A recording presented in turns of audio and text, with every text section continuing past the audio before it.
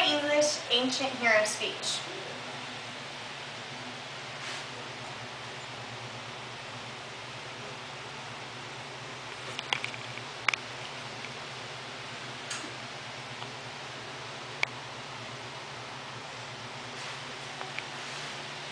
Susan B. Anthony once said, "I think the girl who is able to earn her own living and pay her own way should be as happy as anybody on earth.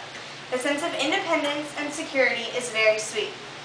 I look up to women like Susan B. Anthony for their independence and determination. Susan was born on February 15, 1820 and passed on March 13, 1906. She was born to a Quaker family and was not allowed to play with dolls, toys, or even have any fun, hardly. This is why she was able to read by the amazing age of only 3 years old. Susan became a teacher for a few years and then went on to become a headmistress of a women's school, all before the age of 29, which is when she became a women's rights activist.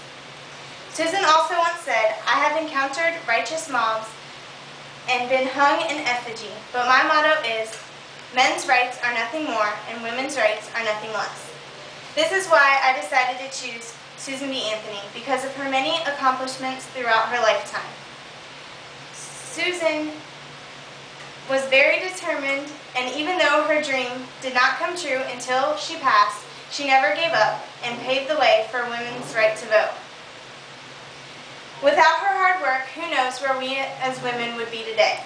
Some of Susan's accomplishments include things such as traveling the country for over 30 years, delivering anywhere from 75 to 100 speeches, trying to convince the government that women should have equal rights to men, publishing The Revolution, a weekly paper allowing people to read the stories of women's suffrage,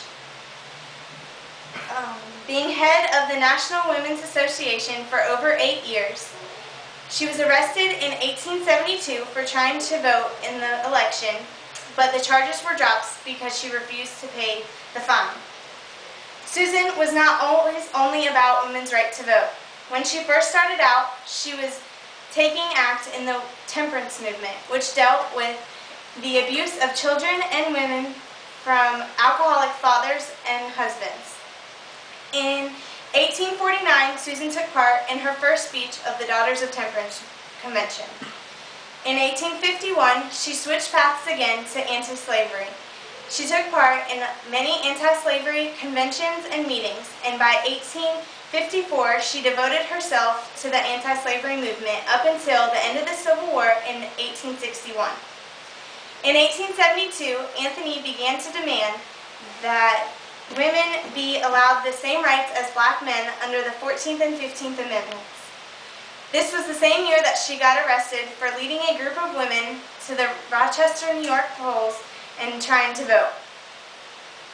From 1881 to 1902, Susan, along with the help from Matilda Joslin, published 4 volumes of the history of women's suffrage. Susan died on March 13, 1906, and went on to become a legend, 14 years, 5 months, and 5 days before her dream of the 19th Amendment allowing women the right to vote was established. I think we can all learn something from Susan's story.